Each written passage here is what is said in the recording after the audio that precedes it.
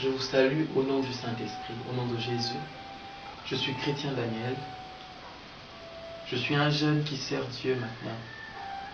Mais j'aimerais bien vous parler comment cela est arrivé dans ma vie. Je suis un témoignage vivant de la part du Seigneur Jésus-Christ. Je viens pour vous parler de ma vie.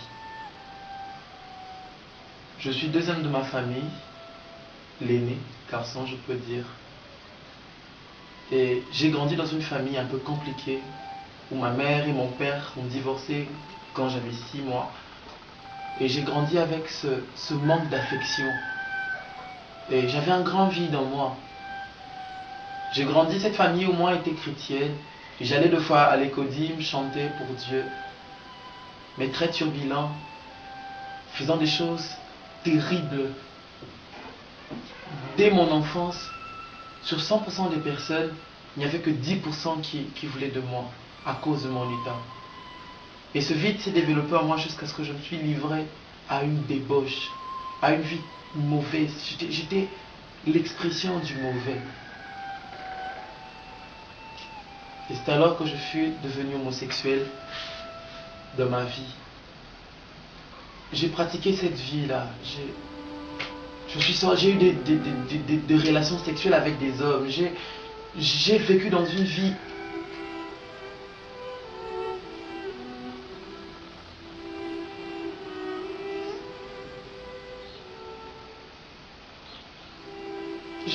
vie où personne ne voulait de moi. Tout le monde me rejetait à cause de mon état. Je ne pouvais jamais rester avec ceux qui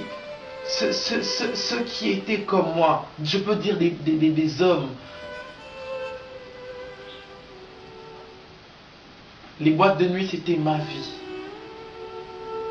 L'alcool, c'était ma vie. La cigarette, c'était ma vie. La chambre, c'était ma vie. Le vol, c'était ma vie. La masturbation, c'était ma vie. En plus, c'était le plus pire et que 2 fois, je me masturbais avec le chat. Donc, il se dit que j'ai pratiqué aussi la bestialité dans ma vie. Mais malgré tout ce que je faisais, j'avais envie de changer. J'avais besoin d'être transformé. J'avais besoin de vivre une vie meilleure. De vivre une vie comme les autres. Avoir la vraie paix. Avoir la vraie joie. Et en global, ce qui me manquait, c'était l'amour. L'amour. Un amour parfait. Un amour profond et non un amour superficiel. Un amour que mes parents ne pouvaient même pas me donner. Un amour que personne ne pouvait me donner. Cet amour devait remplir mon vide. Et ce que j'avais besoin.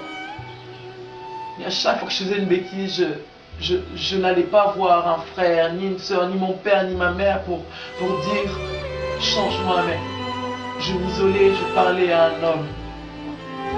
À un homme que, comme l'a enseigné quand j'étais petit à l'école, à Jésus. Je parlais à Jésus. Si je voulais que ce Jésus me change, je disais que Seigneur, si tu existes, change-moi. Si tu existes vraiment, change-moi. Et à cet instant-là, le Jésus ne me disait rien. Croyant que Jésus m'avait rejeté, moi j'ai continué ma vie. Perçant ma langue, perçant mon nez, perçant mon embryon, faisant des tatouages, me livrant vraiment à une vie de débauche. Mais je croyais que Jésus m'avait laissé. Et quand j'étais seul, qui montait maintenant moi, c'était seulement le suicide, parce que j'allais me suicider. Je n'avais plus le sens de vivre. Je cherchais une personne qui pouvait être l'idéal de ma vie, qui pouvait donner un sens de ma vie. Et là, il n'y avait personne. Il n'y avait personne. Il n'y avait personne. Mais un jour, en juillet 2010, je me rendais voir une amie, elle n'était pas là, et chez elle, il y avait une réunion de prière, il y avait une cellule, et j'ai participé à cette cellule.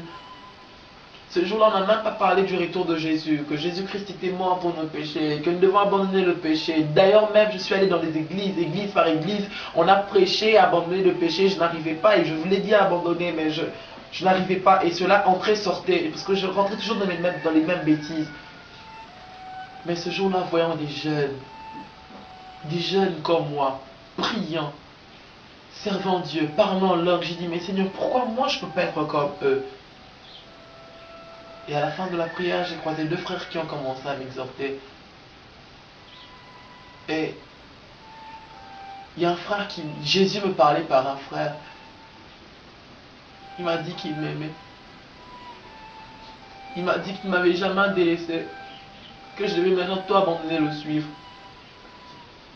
Je n'ai jamais abandonné mes péchés. Je n'ai jamais abandonné mon ancienne vie ou me livrer aujourd'hui au Saint-Esprit, au Seigneur Jésus-Christ. C'est parce qu'il avait dit abandonne. Non. C'est parce que j'avais entendu premièrement qu'il m'aimait malgré qui j'étais. Malgré tout ce que j'avais fait. Malgré la vie que je menais. Jésus-Christ ne m'avait jamais, alors jamais même cité le nom du péché que j'ai fait. Il ne m'avait jamais insulté. Il ne m'a jamais méprisé comme les hommes le faisaient. Même les gens où je ne m'attendais pas un jour me méprisaient, le faire, mais il le faisait à cause de mon état. Dans la boue où j'étais, il m'a tiré, il m'a lavé. Et avant, je m'appelais Léon Christ. Et j'aime bien ce prénom-là parce que c'était un prénom prophétique qui annonçait qu'un jour le Christ devait tuer Léon pour qu'en Christ se produise chrétien Daniel. Je suis un témoignage vivant de Jésus. Jésus a changé ma vie. Il a bouleversé ma vie. Et aujourd'hui, je suis respecté partout où je passe. Aujourd'hui, ma renommée a été restaurée, je dirais encore mieux renouvelée. Parce que j'ai croisé un homme, Jésus. C'est Jésus, malgré mes faiblesses, ne m'a jamais laissé. C'est Jésus, malgré mon état, ne m'a jamais abandonné. Ce Jésus. Ce Jésus qui était mort pour nos péchés. C'est Jésus qui a quitté son trône pour venir seulement prendre ma place. Il n'avait même pas demandé mon avis, il m'a précédé. Je t'aime, Jésus. Toi aussi qui écoutes ce témoignage, tu peux être soit dans un domaine du péché que je viens de citer. Si peut-être ce n'est pas l'homosexualité, peut-être ce serait la masturbation. Si ce n'est pas par là, peut-être ça peut être le vol. Peut-être tu peux être encore dans l'alcool, dans la cigarette, ne sais-je, dans les débauches. Sache que Jésus t'accepte tel que tu es. Jésus ne voit pas ton présent. Non, il ne voit pas ta position. Non. Lui, il voit l'homme qu'il a créé. Il voit les capacités qu'il a mis en toi. Il voit ta nature. Et il t'attend. Il est là en train de frapper. Il t'attend. Et si tu n'as pas reçu Seigneur Jésus comme Seigneur recevra, c'est le moment de le chercher, de le recevoir. Et si toi tu as déjà reçu et que tu vis encore dans ces vies, alors relève-toi. Relève-toi, repens-toi. Et accroche-toi au Seigneur. Demande son aide. Parce que sans lui, tu ne peux rien faire. Le péché est plus fort que nous. Le péché est plus fort que l'homme. Mais Jésus-Christ est plus fort que le péché.